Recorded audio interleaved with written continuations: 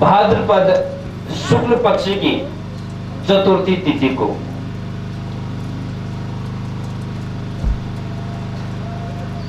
भगवान कृष्ण ने चंद्रमा का दर्शन किया, जिस कारण उन पर इस प्रकार का कलंक लगा। हुआ क्या था सज्जनों, एक बार भगवान गणेश कैलाश पर्वत पर बैठे थे मां पार्वती एवं भगवान शिव के साथ।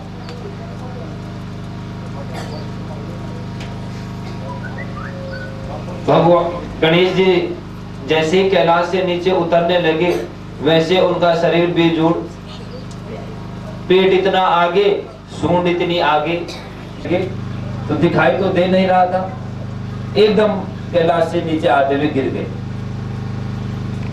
भगवान गणेश को बहुत गुस्सा आया, क्रोध आया कि ना तो मैंने इस चंद्रमा को कुछ कहा और ये अकारण ही मेरा अपमान कर रहा है।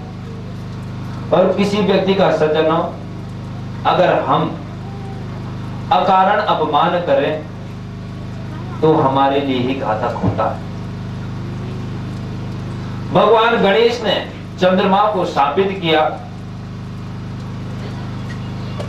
कि आज से, आज के दिन जो भी तेरा दर्शन करेगा तो उस पर निश्चित रूप से कलंक लगेगा, झूठा कलंक लगेगा। और वो दिन था सज्जनों भाद्रपद शुक्ल पक्ष की चतुर्थी थी। और इसी दिन भगवान कृष्ण ने भी संयोगवश चंद्रमा को देख लिया, शुक्ल पक्ष की चतुर्थी को, जिस कारण सज्जनों भगवान कृष्ण पर ये झूठा कलंक लगा कि उन्होंने मणि को चुराया है या प्रसेनजित को मारा है। भगवान कृष्ण अपने ऊपर इस झूठे कलंक को साफ करने के लिए, इससे मुक्ति प्राप्त करने के लिए स्वयं अपने राज्य की एक सेना की टुकड़ी ली और स्वयं उसका निर्देशन करते हुए प्रसेनजित की खोज करने के लिए एवं मणि की खोज करने के लिए जंगल में प्रवेश किया। जंगल में जब पहले गए तो उन्हें प्रसेनजित के घोड़े के छाप मिले। कुछ दूर गए तो प्रसेनजित का मृत शरीर प्राप्त हुआ। जहां पर प्रसेनजित का मृत शरीर प्राप्त हुआ, उसके आगे शेर के पंजे के निशान मिले। कुछ दूर आगे गए तो शेर के पंजे खत्म और वहां से जामवंत अर्थात वृक्षराज, उनके चरणों पांव के कदम मिले। उन्हें पांव के निशानों का पीछा करते करते भगवान कृष्ण जामवंत की गुफा के बाहर उपस्थित हो गए। अब जैसे ही गुफा के बाहर गए, जाम्बवती, तो तुम राज्य की ओर चले जाना, मेरी चिंता मत करना, मैं आ जाऊंगा द्वारिका में।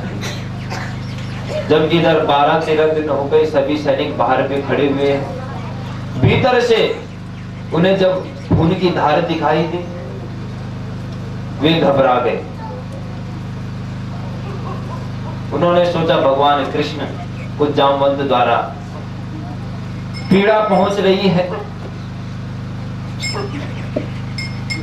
वे सब हताश होकर द्वारिका नगरी की ओर लौट आए। इधर वसुदेव और देवकी ने जब सैनिकों से पूछा कि आप तो हमारे पुत्र कृष्ण के साथ गए थे और कृष्ण तो नहीं दिख रहे हैं, किंतु आप सब यहाँ पर दिखाई दे रहे हैं। एक सैनिक ने वसुदेव जी से कहा,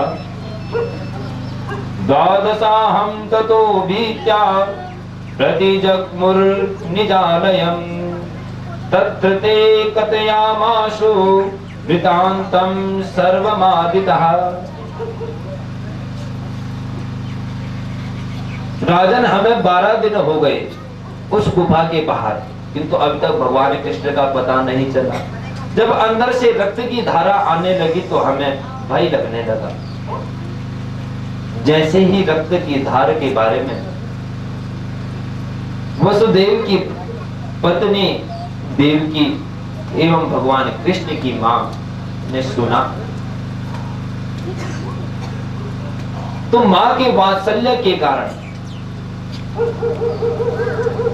मां की ममता के कारण देवकी रोने लगी कि मेरे पुत्र को अब ना जाने क्या हो जाएगा। जबकि पुत्र जो है वो परम पिता परमेश्वर है, किंतु वात्सल्य मोह के कारण देवकी अश्रुपात करने लगी कि पतिदेव आप कुछ ना कुछ कीजिए, मेरे पुत्र को इस घर पर किसी भी हाल में ले आइए, चाहे आप कोई सा भी अनुष्ठान करो, किंतु मेरा पुत्र यहाँ घर में सही सलामत पहुंचना चाहिए। वसुदेव और देवकी अपने पुत्र की चिंता करने लगे कि हमारा पुत्र न जाने उस गुफा के भीतर कैसे रह रहा होगा, क्या किस किस प्रकार की जामवंत के द्वारा उसे वेदनाएं प्राप्त हो रही होगी। ऐसा सोच ही रहे थे, उसी समय नारद जी वसुदेव और देवकी के सामने उपस्थित हो गए और नारद जी एक दिव्य नाम लेकर अपने मुख में लेकर चलते हैं, जिससे सारे कष्टों का, सारी बाधाओं का शमन होता है। आइए हम भी उस नाम का कुछ क्षण संकीर्तन करें। श्रीमन नारायण नारायण नारायण, श्रीमन नारायण नारायण नारायण, भजमन नारायण नारायण नारायण, बद्री नारायण नारायण नारायण, श्रीमन नारायण नारायण नारायण, बद्री नारायण नारायण नारायण। नारद जी नारायण नारायण करते हुए वसुदेव और देवकी के सामने उपस्थित हुए। वसुदेव और देवकी के मुख की जो कांति थी वो समाप्त हो चुकी थी, क्योंकि पुत्र गुफा में फंसा हुआ था, युद्ध कर रहा था। नारद जी जोर जोर से वसुदेव से बोले, नारायण नारायण, अरे आपके मुख की तेज, आपके मुख की जो कांति थी, न जाने आज वो आपके मुख में नहीं दिख रही है। नारद जी के चरण पकड़ लिए कि आप ब्रह्मर्षि वे, महर्षि वे, आप तो देवताओं के भी ऋषि हैं और आपसे आज तक कोई बात छिपी नहीं।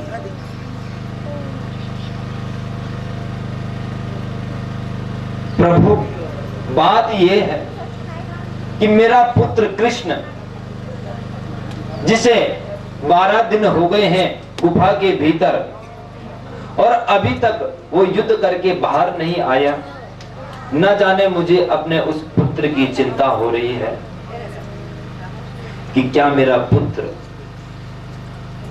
उस गुफा के भीतर सही सलामत तो होगा। इसी प्रकार की मुझे चिंताएं हो रही हैं अपने पुत्र के प्रति। मैं अपने उस पुत्र को किस प्रकार प्राप्त करूं, कृपया आप मुझे बताएं। तो नारद जी ने वसुदेव जी की ओर इशारा करते हुए कहा कि वसुदेव जी, कि जब आपको पुत्र प्राप्ति नहीं हो रही थी, आपके 6 पुत्र थे, 6 पुत्र कंस के द्वारा समाप्त कर दिए गए और 7वां पुत्र मां योग माया के द्वारा रोहिणी के गर्भ, उसकी आराधना मात्र से ही आपको कृष्ण जैसे पुत्र की प्राप्ति हुई। जैसे ही नारद जी के मुख से वसुदेव जी ने पराम्बा मां ज्वाला का नाम सुना, वैसे ही उन्हें पुरानी याद आ गई। वसुदेव जी नारद जी से कहने लगे कि हाँ, अब मुझे याद आ गया है। जैसे आपने अंबिका का नाम लिया, मुझे पुरानी याद आ चुकी है। वसुदेव जी नारद जी से कहने लगे, उस जगदम्बिका के गुणों का प्रभाव के वर्णन करते हुए, भगवान स्तवा केन सस्मृतम मृतमात्मनाम यूतताम तच्च वक्ष्यामि देवी महात्म्य। हमने अपने कुल पुरोहित गर्गाचार्य जी को बुलाया कि गुरुजी, न जाने हमारे इतने पुत्र हो रहे हैं और ये कंस इन पुत्रों को एक एक करके इनके प्राण ले रहा है, और माता के लिए तो सबसे बड़ा सुख संतान प्राप्ति होता है। हमारी संतान हो रही है और कंस के द्वारा उनके प्राण हर लिए जा रहे हैं। आप तो हमारे गुरु हैं, कुल पुरोहित हैं, कृपा करके आप कोई ना कोई हमें उपाय बताएं जिससे हम अपने पुत्र को प्राप्त कर सके, संतान प्राप्ति कर सके। तब गर्गाचार्य जी ने वसुदेव और देवकी से कहा कि संतान को देने वाली, संतान की रक्षा करने वाली वही मां पराम्बा जगदम्बा है। आप उनकी मन से प्रार्थना कीजिए, मन से उनकी आराधना कीजिए, आपको निश्चित रूप से पुत्र की प्राप्ति होगी, वो भी भगवान के रूप में।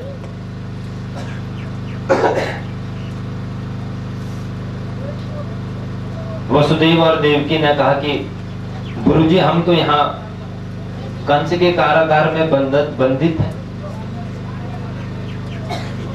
हम यहाँ कैसे अनुष्ठान करें, कैसे आराधना करें। आप ऐसा कीजिए, मैं आपको मन ही मन संकल्प देता हूं कि आप मेरे द्वारा मां पराम्बा का एक छोटा सा अनुष्ठान कर दीजिए, और समय आने पर मैं आपको उचित दक्षिणा द्वारा प्रसन्न करूंगा।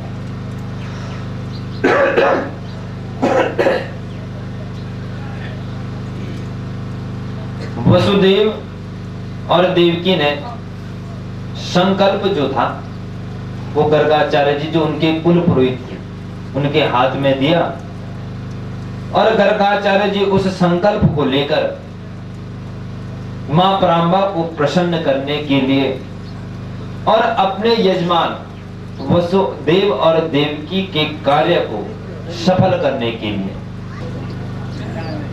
यहाँ के रहने वाले निवासी अधिकतर या तो टीचर होते हैं, या तो शिक्षक का क्षेत्र अपनाते हैं, या तो फौज में जाते हैं। फौज में जाकर वे मातृभूमि की सेवा करते हैं। किंतु एक फौजी की माता जिसका पुत्र फौज में है, उसकी माता को बहुत चिंता होती है अपने पुत्र की, कि आज मेरा बेटा वहां कश्मीर गया है, बॉर्डर पे है, न जाने क्या क्या हो रहा होगा। मन ही मन भ्रम रहता है कि क्या मेरा पुत्र सही सलामत होगा, क्या उसे किसी भी प्रकार की कठिनाई तो नहीं पड़ रही, किसी प्रकार का उसे कष्ट तो नहीं हो रहा है। किंतु मां भगवती की जो आराधना करता है,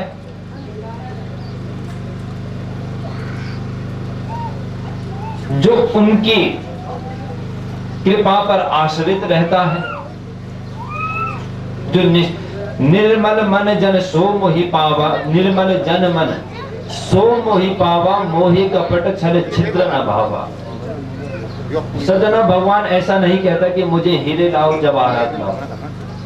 निर्मल जन मन सो मोहि पावा, जिसका हृदय साफ है वही भगवान को प्राप्त कर सकता है। अगर मन में अहंकार रखा कि मैं भगवान को ये चढ़ा रहा हूं, और इसको देखकर सभी लोग बोलेंगे कितना बड़ा भक्त है। जनता के सामने, लोगों के नजरों के सामने में हम तो बहुत बड़े भक्त बन सकते हैं, किंतु उस भगवती के सामने ऐसा कार्य करके हम कोई बड़ा भक्त नहीं बन सकते। सज्जनों, इसलिए हम जो भी पूजा करें वो निर्मल मन से करें, साफ हृदय से करें, और पूजा ऐसी ना करें कि इसका बुरा हो जाए, इसका ऐसा हो जाए। ऐसे भगवान से कभी क्षमा करके भी ऐसी कभी प्रार्थना नहीं करनी चाहिए। आज की कथा को यहीं पर विश्राम देते हैं।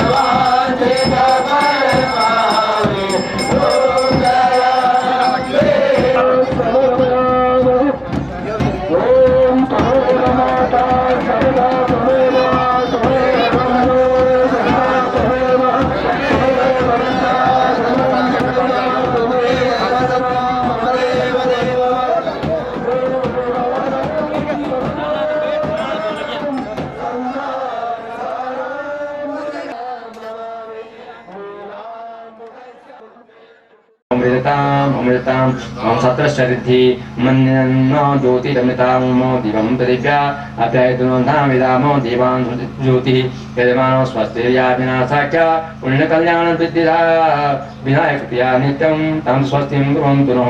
फिर बोल दीजिए भू ब्राह्मणः मम समस्त वनवराग्रामश्च समस्त जनानां सपरिवाराणां सजनानां सभानानां गृहे क्रियमाणश्च देवीमखे तनेभिः स्वस्तिनो बृहस्पतिर्धातुः। ॐ समुद्रमन्थना जाता जगदा सर्वेषां जनानां सकलकामनां सिद्ध्यर्थेतुः सपरिवाराणां गृहे क्रियमाणश्च मंदिरे हेतुः ज्वालादेवी मंदिरे क्रियमाणश्च ओम अतुश्री ओम श्री सती लक्ष्मी शपथ्याहोरात्रे पार्श्वे नगरमसो व्यातम् ईशानिखां मेघां सर्वलोकं मेघाम् हरि ओम संजलम गृहीत्वा कृतये तस्मै गणपति प्रसादात् परिपूर्णोस्तु। हरि ओम हरि ओम। प्रथम पात्रम अभिषेकम। ओम स्वस्ति न इंद्रो वृद्धश्रवः सागरं सर्वदेव नमस्कारं केशवं प्रतिगच्छति। हरि ओम केशवं प्रतिगच्छति। नमस्कारं केशवं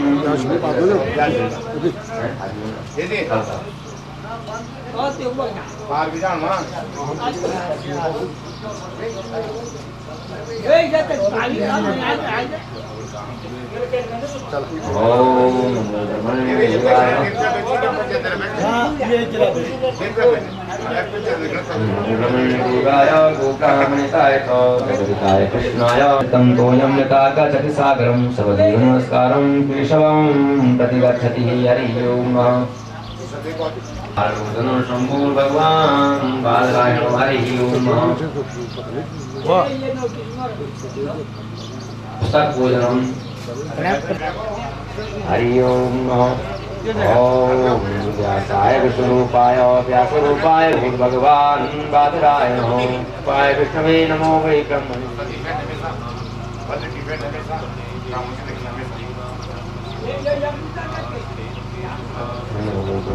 गाय गोब्राह्मणिताय च जगदिताय कृष्णाय गोविन्दाय नमो। सागरं सर्वतो नमस्कारं वृषभं प्रतिगच्छति नमो ब्रह्मण्यदेवाय गो ब्राह्मणिताय जगदिताय कृष्णाय गोविन्दाय नमो नमः आकाशात् तन्तोऽयं यथा गति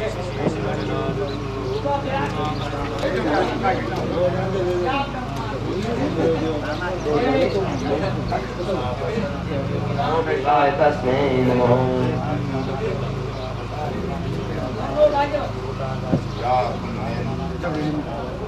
ओम ह्रीं ह्रीं ह्रीं गति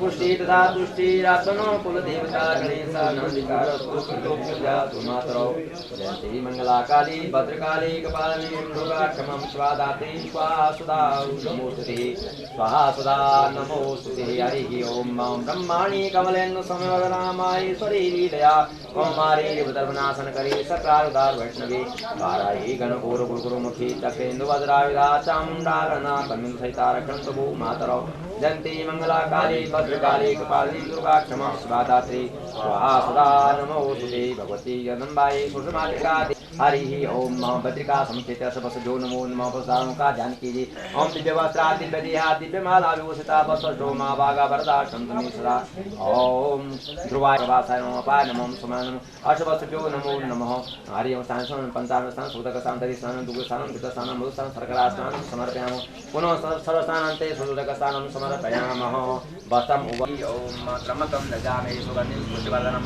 गुरुवारुकं वन्दनान् मृत्युर्मुक्षिनाथात् ओम हरिः ओम ओम ओम स ओम भूर्भुवः ओम क्रमकं दजामहे सुगन्धिं पुष्टिवर्धनं गुरुवारुकं वन्दनान् मृत्युर्मुक्षिनाथात् ओम सौं ओम स्वभुवः ओम महामृत्युञ्जय नमो नमः मृत्युञ्जय महादेव कायमां शरणं जन्मजराव्याधिर्भयं देवो बजायते हरि ओम महामृत्युञ्जय नमो नमः पूजितोऽसि हरि ओम वागीसाय शबदने लक्ष्मी श्रीवक्षस्यास्त्री तम सिंहं सिंहदेवताभ्यो नमो नमः हरि ओम सर्वे वासुदेवताभ्यो नमः पूजितोऽसि क्षमस्व हरि उत्तरायणे उत्तरगोलावने मासोत्तरे मासे ज्येष्ठमासे हेतु सप्तम्यां वासरां वासरश्च अष्टम्यां तु वासरां वासरश्च अद्य तु चन्द्रवासरमितायां तु अद्य दिवसे तु ज्वालादेवी मकरमण्डपे तथा लक्ष्मीयज्ञात्मक ओमः पुनर्गां वास्तव्योत्तमं सर्वेषां सकलकामनां सिद्ध्यर्थु अद्य तु द्वितीयदिवसे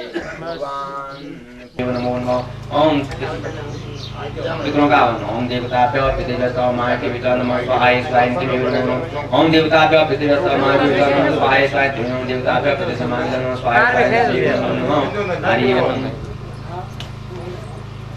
हरि ओम पितृदेवताभ्यो नमो नमः ओम हरि ओम इदं वापाचम ओम अद्य मात्रादित्रय साल सम्मन्यो नानी मुखा सत्यव संगिका श्रीदेवा इदं वापाचम समर्पयामि हरि ओम ओम सपत्नीनं निष्कृति पूर्णं दक्षिणान्त संपदताम् ओम हरि ओम गुरुस्व इदं तु पाद्यकम् अकृतपत्रपुष्पदीपं संपद्यताम् हरि ओम ओम पूर्वस्वः अद्य अमुतु भारद्वाजभूतोत्पन्नस्य पिता स्वरूपः इदं ते पाद्यं समं स्वाप्ं पाद्यं प्रतिश्री ओम तथा प्रपितामह इदं ते पाद्यं प्रतिश्री स्वाहा प्रपितामह इदं ते पातामह प्रतिष्ठेति प्रतिष्ठाप्य ओम भूर्भुवस्व सुषष्ठी योगिनीभ्यो वाग्मन त्वक् चक्षुषोत दिवाघ्राण पाद पाय पाल्पस्थानीये वागत्य सुखं संतिष्ठन्तु स्वाहा असे प्राणपते सन्तु असे प्राणखण्डित असे देवतमर्चाये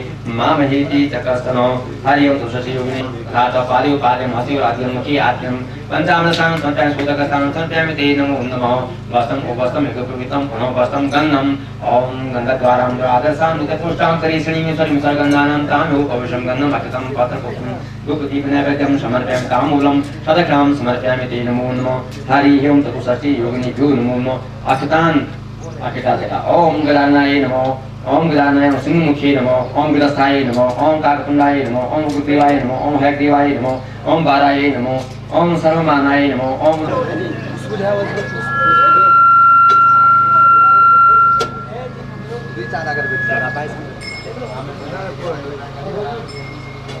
अरे भाई साहब बोलिए तुम अपने जो लोग जनता पिता ने असाय कर नो रियाज ने आसो ओम हम ने आए ओम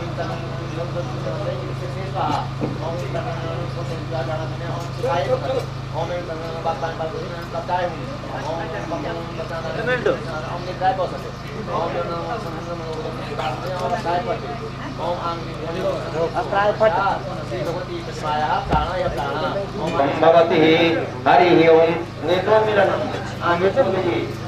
नेत्रोन्मीलनम ओम धृतस्यासि कनेन चक्षुर्दा असि चक्षुर्मे देहि ओम धृतस्यासि कनेन चक्षुर्दा असि चक्षुर्मे देहि ओम धृतस्यासि कनेन चक्षुर्दा असि चक्षुर्मे देहि हरि ओम ओम पिताजी संस्कार ओम दबाराम संपादयामि ओम बोला बड़ी सामान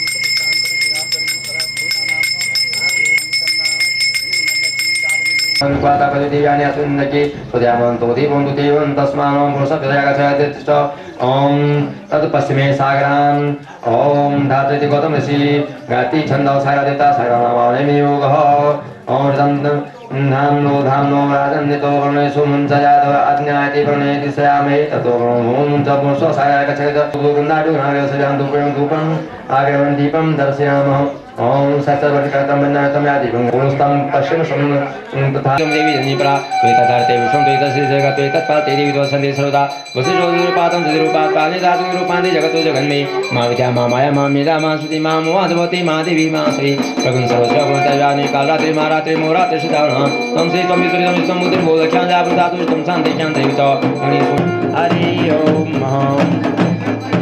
यदं वाये नमो नमः ओम इदगोंगवे कलनं मे अस्मतीरगुं सर्वगुणगुं सस्ते आत्मनं प्रजासनि ओम नीलोकसन्निवयसंज्ञानि प्रदां बहुला मे गोकर्णं प्रयोरितो अस्मासु दत्तः हरि ओम ओम प्रसीदमातर्जगतो खिलस्य प्रसीदविश्वेश्वरपाहि विश्वं त्वमीश्वरी देवी चराचरश्च रोगानशेषा नवहंसि तुष्टा तुष्टा तु कामान् सकलानविष्टान्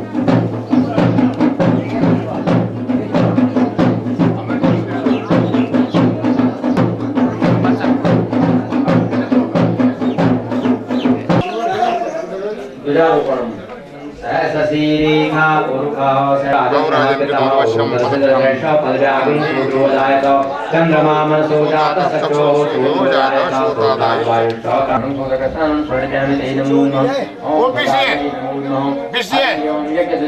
नमो नमः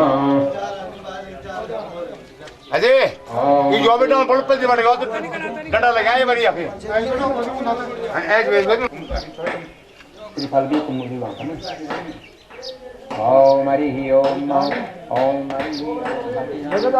स्वाहा सतिनः पूखा वृषवेदाः सतिनस्तारिक्षो हरिशनि ओम ये जो कुंडी सदा देवा कुंडाकेयस देवता विद्यम यन्ति सर्वे यज्ञसिद्धिं मुदान्विता हे कुंडल निर्माणं मृतं विश्वकर्मणा अस्माकं बन्तार्थं सिद्धिं यज्ञ सिद्धिं ददातु मे कुण्डमध्ये विश्वकर्म पूजनं ततो मध्यमरेखायां रक्तवर्णालङ्कृतां ब्रह्मरेखा ब्रह्ममेखला ओम हंस पृष्ठो स्मारोडो देवी देवी विग्रहाभितो रक्षार्थं मम यज्ञस्य कुण्डेस्मिन् सन्दोभ इति आवायः ओम ब्रह्मणे नमो नमः गन्धाक्षतं समर्पयामि ते नमो नमः मध्यमेखलायै नमो नमः ततो अधोमेखलायां कृष्णवर्णालङ्कृतायां रुद्रमेखला ओम गदाधर गंगाक्षतपधूपदेवीं योनि समर्पयामि ते नमो नमः योनि पूजाम् अब योनि के आगे से ओम योनि पूजाम् ओम जगत उत्पत्ति हेतु कामे मनोभव युताय योनि नमो नमः ओम क्षत्रस्य योनि रजतक्षत्रं गन्धादिभिः पूजित सेवन्ते मैतिं योनिं देवर्षि सिद्धमानवः रासिते दक्षाणीं पन्नागात्या सरीसृपा अस्वपक्षणं सर्वे सन्ति यतो हि हरिः ओम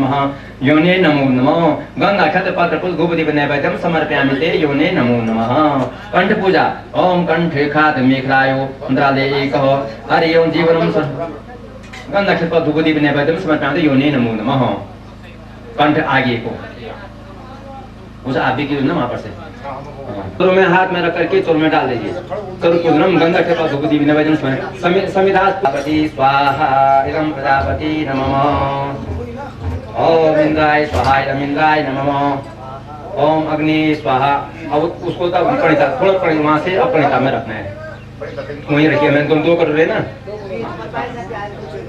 हाँ उधर वाली प्रणिता है इधर वाली प्रणिता उधर वाली प्रणिता हाँ उधर वाली हाँ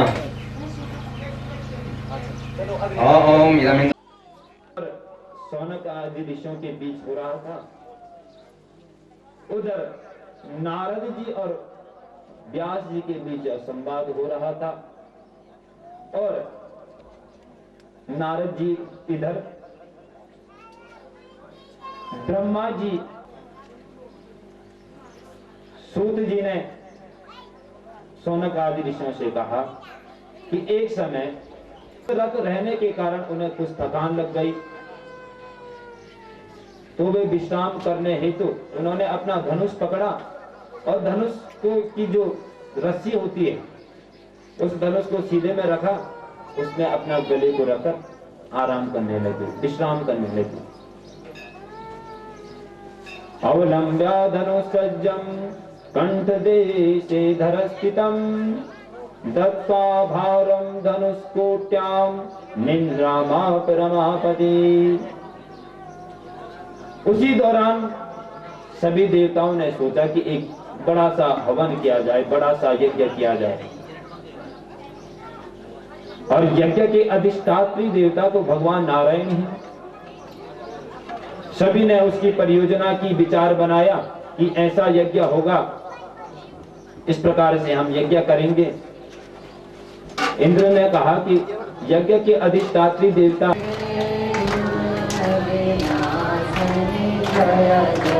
काल विनाशिनी काली जय जय काल विनाशिनी काली जय जय राधा रुक्मणी सीता जय जय राधा रुक्मणी सीता जय जय दुर्गे दुर्मति नाशिनी जय जय काल विनाशिनी काली जय जय बोल जगदम्बे मैया की ज्वाला मैया की रुद्रेश्वर भगवान की बद्रीश्वर भगवान की नमः पार्वती पतये हर हर महादेव सभी देवी देवता मां परांबा जगदम्बा की शरण में गए मां परांबा जगदम्बा ने उनकी स्तुति सुनकर उनकी प्रार्थना सुनकर उनके सामने प्रकट हुई इष्ट तिष्ठन्तु चामरा स्तुताहं निगमे कामं सन्तुष्टास्मि न संशयः। मां परांबा ने उन देवताओं से कहा कि आप घबराएं नहीं। विष्णु के सिर के पतन का कारण एक लक्ष्मी जी का शाप है। एक बार भगवान नारायण वैकुंठ में विराजमान थे, तभी तक लक्ष्मी जी आई। भगवान नारायण, भगवान विष्णु, जैसे लक्ष्मी जी आ रही थी उन्हें हंसी आ गई। लक्ष्मी जी ने पूछा कि अरे आप हंस क्यों रहे हो, क्या मैं कुरूप हो चुकी हूं, या क्या मेरे शरीर में ऐसा कुछ लगा है जो अवांछनीय है, जो व्यंग्यात्मक है। भगवान नारायण ने कहा नहीं नहीं, मैं तो वैसे ही हंस रहा हूं। लक्ष्मी जी को गुस्सा आ गया, प्रभु मुझको देखकर बेमतलब में हंस रहे। तो लक्ष्मी जी ने भगवान विष्णु को शाप दे दिया, तामस्या तामस्या विष्णुदेहासा सुकोपाति स्वयं तदा सनके तमुवाचेदम इदं पततु ते शिरः। हे भगवान विष्णु, हे पतिदेव, जिस मुख से आप हंस रहे हो ना मुझे देखकर, एक दिन वही सिर कट कर लवण सागर में गिर जाएगा। एक कारण तो ये परांबा जगदम्बा ने देवताओं को बताया। इसके अलावा दूसरा जो कारण था भगवान विष्णु के सिर के पतन का, वह था सजना हयग्रीव नामक दैत्य। एक हयग्रीव नाम का दैत्य था, उसने देवी के रींग माया बीज, ऐंग वाग बीज है, क्लींग काम बीज, ऐंग घ्रीं क्लींग, ऐंग वाग बीज हुआ, रींग माया बीज हुआ और क्लींग काम बीज। तो जो ये हयग्रीव नामक दैत्य था, उसने मां परांबा के रींग नामक बीज को, माया बीज का इतना तप किया कि उसके तप से मां परांबा प्रसन्न हो गई और उसके सामने प्रकट हो गई।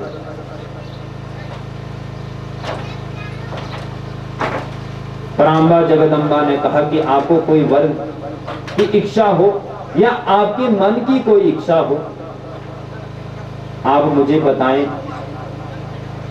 मैं उसे पूर्ण रूपेण पूर्ण करूं। उस हयग्रीव नामक दैत्य ने मैं परांबा से ऐसा वरदान मांगा कि अगर मेरी मृत्यु जो हो वो मेरे जैसा दिखना चाहिए, उसी के द्वारा मेरी मृत्यु होनी चाहिए। हय का अर्थ होता है सज्जनों घोड़ा, और ग्रीव का अर्थ हुआ गर्दन। जिसका मुख घोड़े की आकृति का हो वो हयग्रीव। अब ऐसा कोई संसार में था ही नहीं जिसका मुख घोड़े की आकृति के समान हो।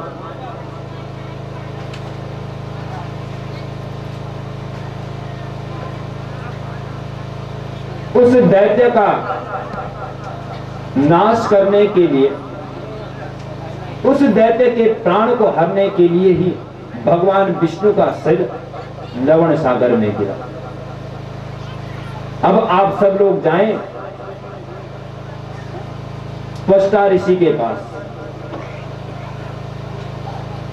त्वष्टा ऋषि से कहें कि आप भगवान विष्णु के धड़ पर हयग्रीव, हय की आकृति वाला एक मुख लगा दें, वे फिर से जीवित हो जाएंगे। सभी देवता वर्ग त्वष्टा नामक ऋषि के पास गए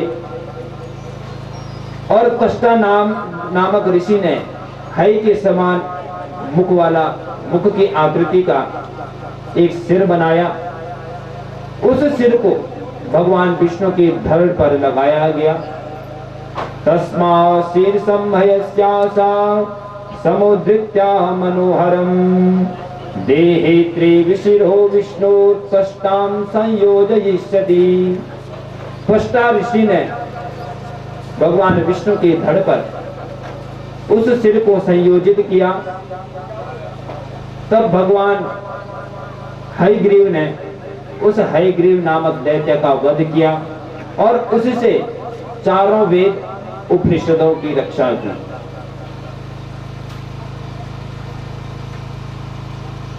भगवान विष्णु ने ब्रह्मा जी से कहा कि हम सब उसी पराम्बा जगदम्बा के आधीन, उसकी माया को कोई नहीं जान सकता।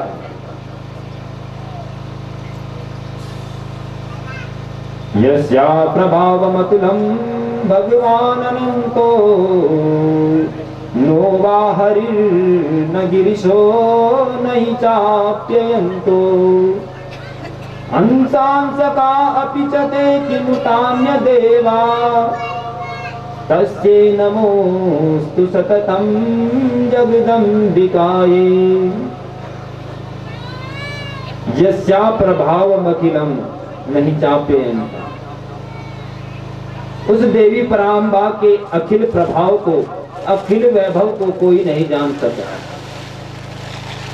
अंसांसका अपि च ते किमुतान्य देवा, ब्रह्मा जी भी मां पराम्बा के अंश से बने हैं, विष्णु जी भी मां पराम्बा के अंश से बने हुए हैं, और भगवान शिव भी उनके अंश बनने के कारण भी, उनके एक रूप होने के उपरांत भी वे भी मां पराम्बा की माया को नहीं जान सकते। इसलिए ब्रह्मा जी हम सब मां पराम्बा जगदम्बा के अधीन हैं। वे जैसी माया रचती है,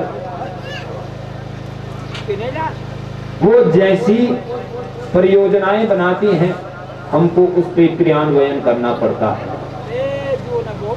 उसी से, क्योंकि हमारी भी उत्पत्ति भी देवी की महिमा का दूसरा प्रमाण देते हुए भगवान विष्णु ने ब्रह्मा जी को मधु और कैटभ नामक दैत्यों की कथा सुनाई। सज्जनों, यह कथा विष्णु जी ने ब्रह्मा जी को सुनाई, नारद जी ने व्यास जी को, और इधर सूत जी ने शौनकादि ऋषियों को सुनाई। शौनकादि ऋषियों ने सूत जी से कहा कि आप जैसे संतों का संग बड़े भाग्य से प्राप्त होता है। शौनक जी कहने लगे, भाग्यो भाग्योदयेन बहुजन्म समर्जितेन सत्संगमं च लभते पुरुषो यदा वे अज्ञान हेतु कृत मोह मदान्धकारनाशं विदाय ही तदोदयते विवेका। जब हमारे भाग्य का उदय होता है तो क्या होता है? क्या हमें धन संपत्ति मिलती है? भाग्योदयेन बहुजन्म समर्जितेन, हमने कई जन्म लिए, कई बार हमारा मरण हुआ। उन जन्मों में हमने विज्ञेन से संयोगा सुदारस समास्मृतः, अगर हम किसी मूर्ख के साथ रहते, कि मूर्ख का संयोग करते, तो हमारे अंदर विषाद आना था, हमारी जो चित्त वृत्ति थी वो दूषित होनी थी। किंतु हमें आपका संग प्राप्त हुआ तो उससे हमें सुधा रस की प्राप्ति हो रही है, हमें कथा रूपी रस की प्राप्ति हो रही है। ये हमारे इस जीवन का सबसे बड़ा लाभ है।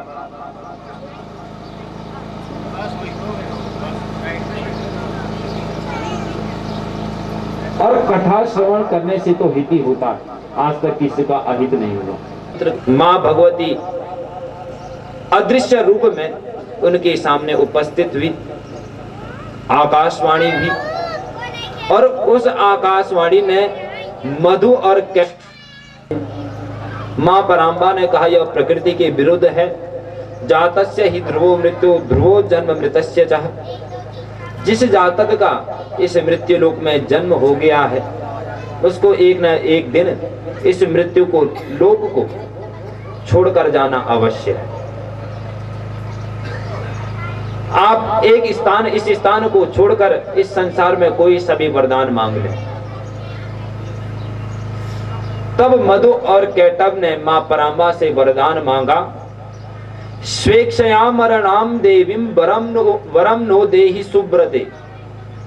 आप हमें अगर वरदान देना ही चाहते हैं तो हमें स्वेच्छा मरण का वरदान। उन्होंने उस पद की गरिमा को नहीं बना पाए, उस पद का दुरुपयोग किया। अगर वे चाहते अपना जीवन किसी की सहायता में लगा सकते थे।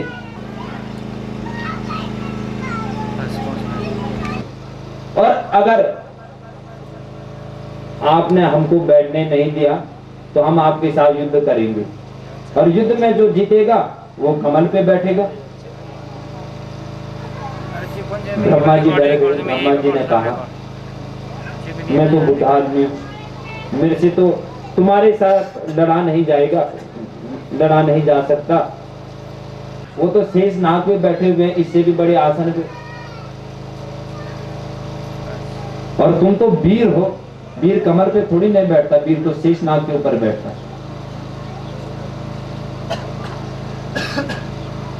ब्रह्मा जी ने इस प्रकार उन्हें मनाया कि आप यहीं पे रुकिए, मैं अपने प्रभु को बुला के लाता। ब्रह्मा जी उस कमल की नाल के इशारे भगवान विष्णु के पास गए।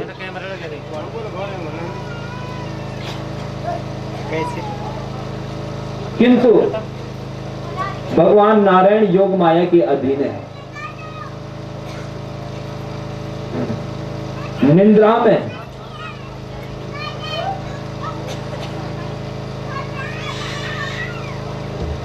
ब्रह्मा जी ने उन्हें उठाने की कोशिश की कि हे प्रभु उठिए। तभी ब्रह्मा जी कहने लगे, यम ब्रह्मा वरुणेन्द्र रुद्र मरुतः स्तुन्वन्ति दिव्ये स्तवे वेदे सांग पद क्रमोपनिषदे गायन्ति यं सामगां ध्यानावस्थित तद्गतेन मनसा पश्यन्ति यं योगिनां यस्यान्तं न विदो सुरासुरगणा देवाय तस्मै नमः। इतना बोला, फिर भी भगवान विष्णु उठे नहीं। फिर दूसरा मंत्र बोल दिया, शांताकारं भुजगशयनं पद्मनाभं सुरेशं विश्वाधारं गगन सदृशं मेघवर्णं शुभांगं लक्ष्मीकान्तं कमलनयनं योगभिर्ध्यानगम्यं वंदे विष्णुं भवभयहरं सर्वलोकहितहारं। ये वाला मंत्र भी बोला, फिर भी भगवान विष्णु उठे नहीं।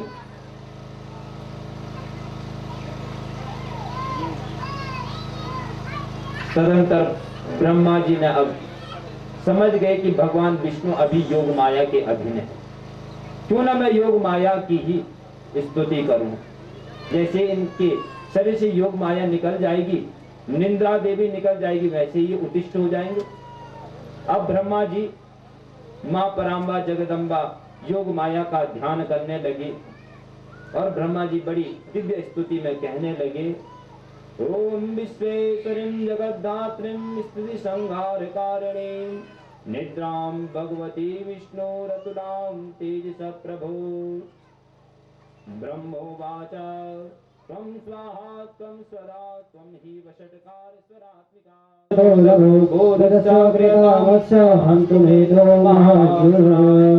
विश्वेश्वरीं जगद्धात्रीं, हे विश्व की ईश्वरी, जगत की धात्री, स्थिति संहार कारिणी, इस संसार का पालन करने वाली, उत्पत्ति करने वाली एवं संहार करने वाली, हे निंद्रा रूपी भगवती, मैं आपको प्रणाम करता हूं। त्वं स्वाहा त्वं स्वधा त्वं ही वषट्कार स्वरात्मिका।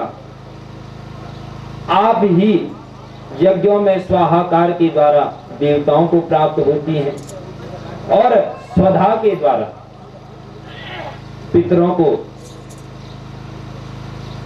स्वधा के रूप में प्राप्त होती हैं। वषट्कार स्वरात्मिका, और जो वषट रूप है वो भी आप ही वषट रूप है। वो भी आप ही का है। अर्धमात्रा स्थिरा नित्या यानुचार्य विशेषता। ओम में तीनों अकार उकार मकार तीनों देवताओं की स्थिति होती है। आज ब्रह्मा को कहते हैं उकार से भगवान विष्णु की उत्पत्ति और मकार से भगवान शिव का स्मरण किया जाता है। किंतु अर्धमात्रा स्थानित्या ओम इस ब्रह्मांड का सबसे पहला शब्द है और उसमें जो ऊपर से बिंदु रहता है अर्धमात्र, वो भगवती देवी का स्वरूप है। अर्थात वो भगवती जो उच्चारण नहीं हो रहा है, अर्थात जो हमारे इंद्रियों से परे है तो निर्गुण रूप में, किंतु सगुणा भी है, निर्गुणा भी है और सगुणा भी है। ऐसा उस भगवती का रूप है जो मात्राओं में स्थित है। एक मात्रो भवेत हर्ष द्विमात्रो दीर्घ उच्यते त्रिमात्रो भवेत लुत मंत्रालय चतुर्थकम अर्धमात्र चतुर्थकम। इन तीनों का तो उच्चारण होता है, किंतु अगर जो बिंदु आकार है वो मां भगवती का स्वरूप है। आप ही सभी देवताओं की उत्पत्ति करता है। हे भगवती, हे परांबा, हे विश्व की धात्री, आप मेरी भी लज्जा रखिए। लज्जा पुष्टि तथा तुष्टि तम शांति शांति रेवच। भगवती लज्जा के रूप में भी रहती है, पुष्टि के रूप में भी रहती है, तुष्टि के रूप में भी रहती है।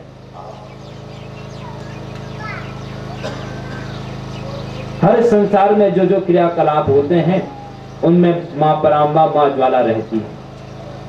निंद्रा के रूप में भी आप ही निवास करती है। हे निंद्रा रूपी भगवती योग माया, मेरे ऊपर बड़ा संकट आ चुका है। मुझे दो दैत्य मधु और कैटव नाम के दो दैत्य मुझे मेरे सिंहासन से उतार रहे हैं और इस समय आपने भगवान विष्णु को अपनी योग माया में घेरा हुआ है। आप भगवान विष्णु के इस शरीर को छोड़िए और भगवान विष्णु को जागृत करें। ब्रह्मा जी की इस स्तुति को सुनकर निंद्रा देवी भगवान विष्णु की आंखों से निकलकर, हाथ से निकलकर, संपूर्ण शरीर से निकलकर उनके बगल में विराजमान हो गई और भगवान विष्णु जागृत हो गए।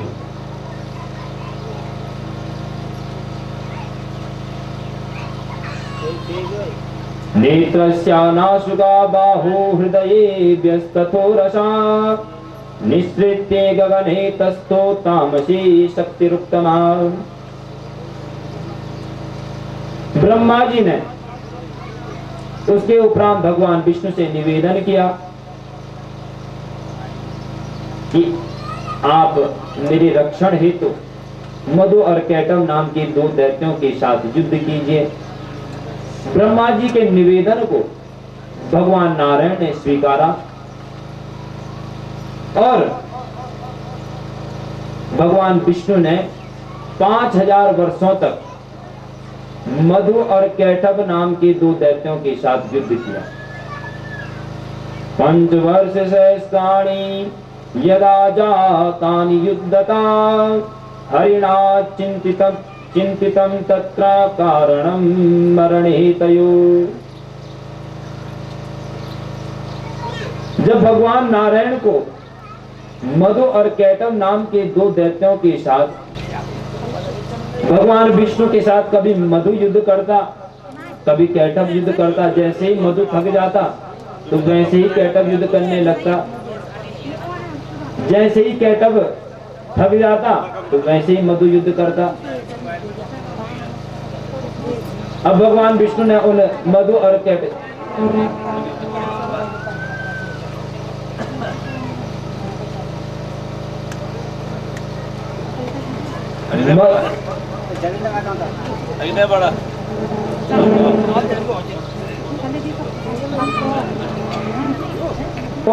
कैटअप मुझसे युद्ध करने आ रहा है, और जब तुम थक जा रहे हो तो मधु को मेरे पास युद्ध करने के लिए भेज दे रहे हो। समय दे दीजिए, जैसे मेरा विश्राम पूरा हो जाएगा मैं आपके साथ फिर से युद्ध करने के लिए तैयार हो जाऊंगा। मधु कैटअप ने कहा कि बात भी सही है, विष्णु हमारे साथ 5000 वर्षों से लड़ रहा है, और हम कभी मैं लड़ रहा हूँ, कभी कैटअप लड़ रहा है। इनको विश्राम करने के लिए कुछ समय दे देना चाहिए। उन्होंने कहा ठीक है, मधु और कैटअप ने कहा ठीक है, कुछ समय के लिए आप विश्राम कीजिए, जब आपका विश्राम पूर्ण हो जाए तो उसके उपरांत फिर मुझसे युद्ध करना। बहाना तो था थकान का, किंतु उसी थकान को बहाना बनाकर चंद समय में भगवान विष्णु ने मां परांबा जगदम्बा की स्तुति कर दी। मां परांबा जगदम्बा से भगवान विष्णु कहने लगे, नमो देवे महामाये सृष्टि संहार कारिणी अनादि निधने चंडी भुक्ति मुक्ति प्रदे शिवे सहायं कुरु मे माता खिन्नो हम युद्ध कर्मणा दृप्तो तो वरदानेन तव देवातिनाशिने। भगवान विष्णु ने मां परांबा ज्वाला से प्रार्थना करते हुए कहा, सहायं कुरु मे माता खिन्नो हम युद्ध कर्मणा। मुझे 5000 वर्ष हो गए, अब इस युद्ध से मेरा मन खिन्न हो चुका है, मैं थक चुका हूं। अब आप ही कोई उपाय बताइए, कोई मार्ग बताइए जिससे इन मधु और कैटअप नाम के 2 दैत्यों का वध हो सके। मेरे बस की तो अब बात नहीं है, मैंने तो इनसे 5000 वर्षों तक युद्ध कर रहा हूं और अभी तक इनकी मरने की कोई इच्छा ही नहीं, मैं इनको हरा ही नहीं पा रहा हूं। तब देवी परांबा जगदम्बा ने भगवान विष्णु को फिर से उत्साहित किया कि इस समय आप फिर से युद्ध करो, जैसे ही तुम युद्ध करने जाओगे मैं उन्हें अपनी माया में बिछा दूंगी, माया में उन्हें जकड़ लूंगी और वे स्वयं तुम्हारे हाथों से मर जाएंगे। अब जैसे ही भगवान विष्णु ने युद्ध के लिए फिर से तैयार हुए, मधु कैटअप भी फिर से रणभूमि में आए। भगवान विष्णु ने मधु और कैटअप से फिर से कहा कि अरे आज तक मैंने तुम्हारे बराबर योद्धा ही नहीं देखे। बाबा 5000 वर्षों तक तुमने मेरे साथ युद्ध किया, आज तक कोई भी ऐसा दैत्य नहीं हुआ जिसने मेरे साथ 5000 वर्षों तक युद्ध किया हो। मांगो, क्या वरदान चाहिए तुम्हें?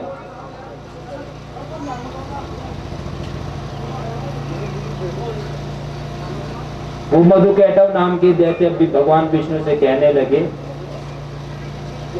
एक युद्ध तो हमसे जीत नहीं पा रहा है और ऊपर से ये भी कह रहा है कि तुमको कोई भी वरदान चाहिए होगा मांग लो। उन्होंने कहा, मधु और कैटअप ने भगवान विष्णु से, अरे तू कौन होता है हमको वरदान देने वाला? 5000 वर्ष हो गए तुझे हमारे साथ युद्ध करते करते, पर आज तक तो हमसे जीता नहीं और हमको ही वरदान देने वाला बना हुआ। तू बता तुझे क्या वरदान चाहिए? उन्होंने कहा, अच्छा तो मुझे एक ही वरदान चाहिए तुमसे कि तुम मेरे हाथ से मर जाओ, तुम्हारी मृत्यु जो वो हमारे हाथ से। मधु और कैटअप नाम के दैत्य मन ही मन कहने लगे कि भगवान विष्णु बहुत छलिया है। देवी परांबा ने उन्हें अपनी माया में जकड़ लिया और उन्होंने स्वयं अपने मुंह से मधु और कैटब ने अपने मुंह से स्वयं बोल दिया कि हम भगवान विष्णु के हाथ से हमारी मृत्यु हुई।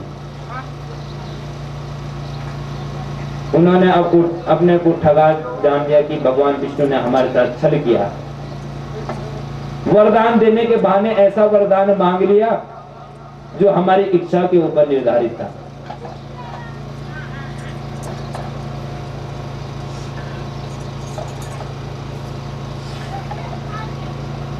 उन्होंने सोचा अब तो हम ठगे गए हैं, पर कोई ना कोई अंतिम उपाय तो ऐसा करना चाहिए जिससे हमारी मृत्यु ना हो। उन्होंने चारों तरफ देखा, मधु और कैटब ने।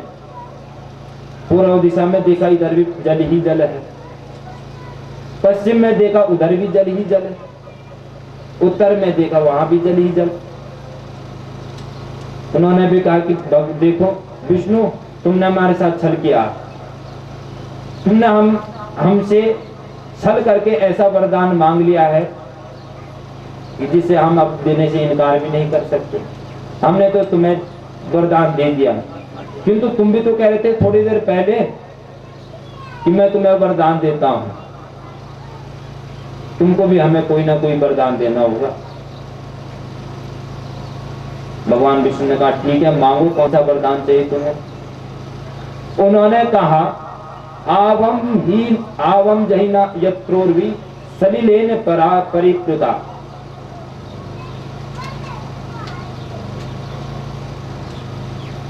उन्होंने कहा जहां पर हमारी मृत्यु होगी उसी स्थान पर एक भी बूंद पानी नहीं होना चाहिए।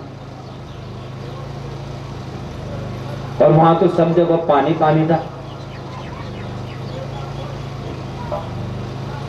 भगवान विष्णु ने भी उन्हें तथास्तु कह दिया।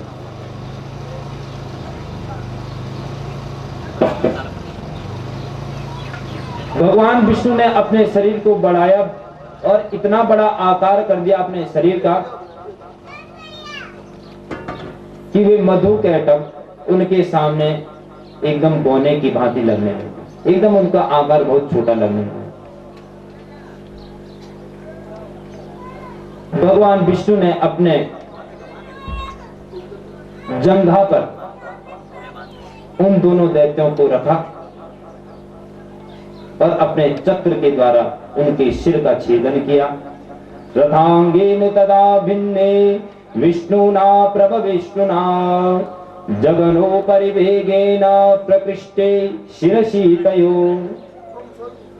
उन मधु और कैटब नाम के जो दैत्य थे, उनके शरीर में इतनी मेदा थी, इतनी चर्बी थी कि उससे पूरा सागर भर गया। तब से सज्जनों इस पृथ्वी को मेदिनी कहा जाता। मेदिनी की ततो जातम नाम पृथिव्याम समन्ततः। मधु कैटब के मेद से वो संसार भरा, सागर भरा, इसलिए इस पृथ्वी को मेदिनी भी कहा गया।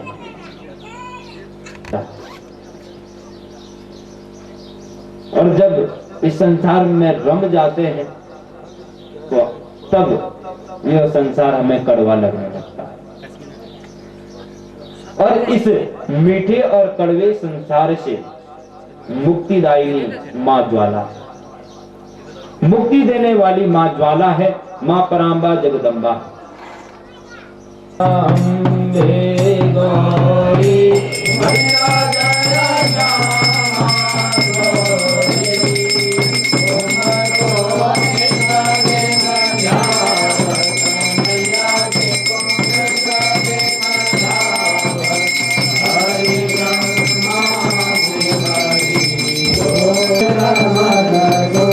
Maya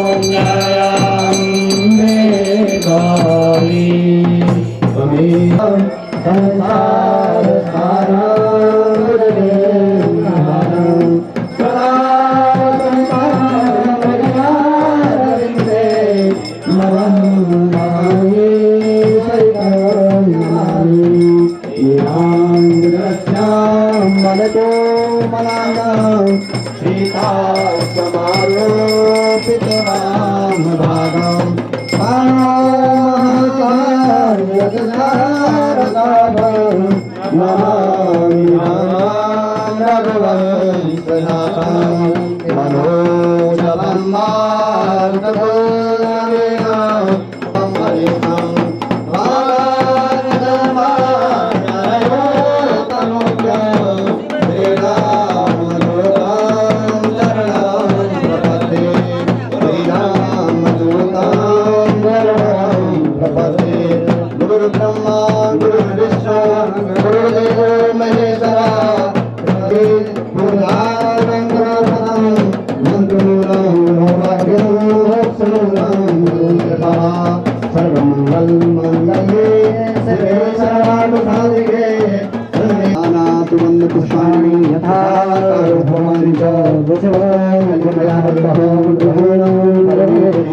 अमृतं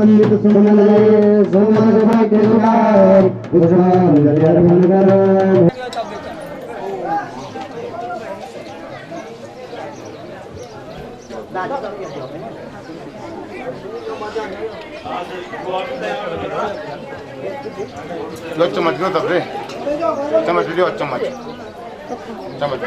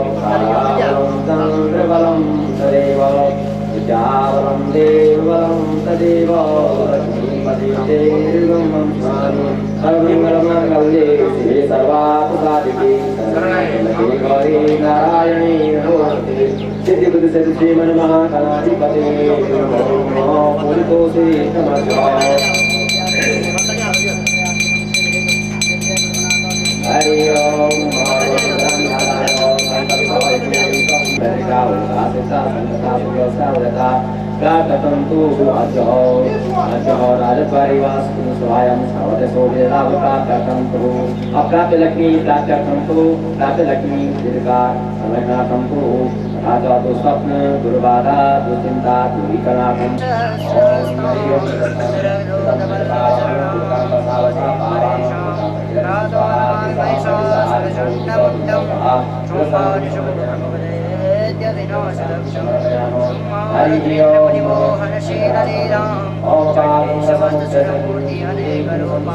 प्रातोर्भजामि भजतां क्लेशदात्रीं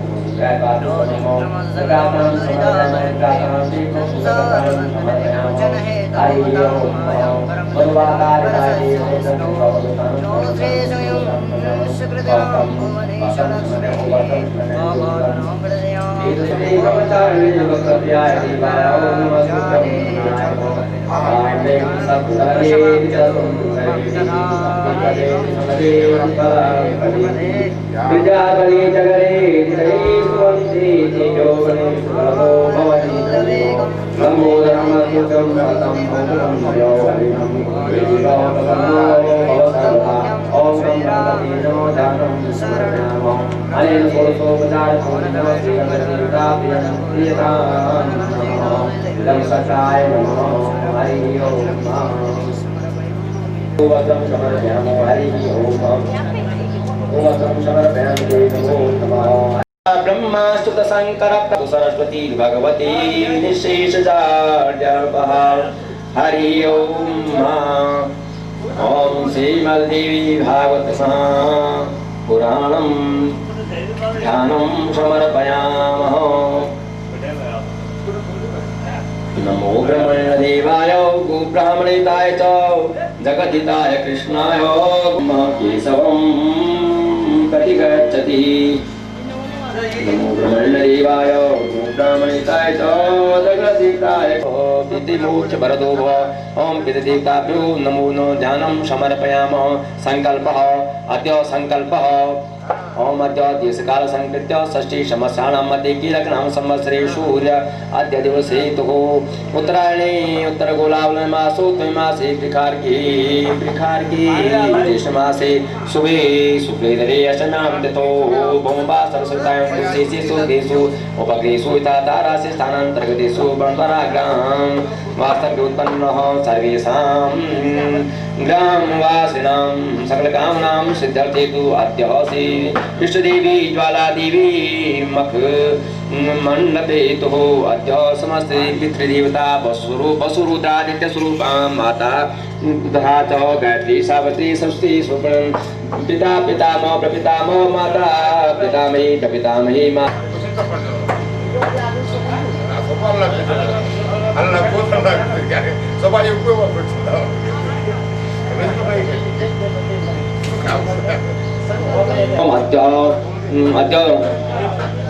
अद्य भारद्वाज गोत्र उत्पन्नस्य बंगालग्राम वास्तव्य उत्पन्नः अमुकु वर्मन् स्वमाता गायत्री स्वरूपिणी इदं नान्यमुषादं तस्यै विदिशि स्वाहा तस्यै विदिशि स्वाहा तस्यै विदिशि स्वाहा ओम अद्य भारद्वाज गोत्र उत्पन्नस्य बंगालग्राम वास्तव्य उत्पन्न अमुकु वर्मन् स्वमाता गायत्री स्वरूपिणी इदं नान्यमुषादं तस्यै विदिशि स्वाहा तस्यै विदिशि स्वाहा तस्यै विदिशि स्वाहा ओम अद्य भारद्वाज गोत्र उत्पन्नस्य बंगालग्राम वास्तव्य उत्पन्नम् इत्यलम्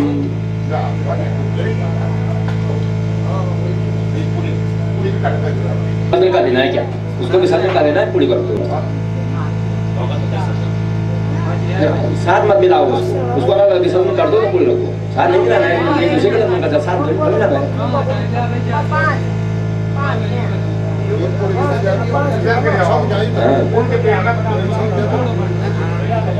हरि ओम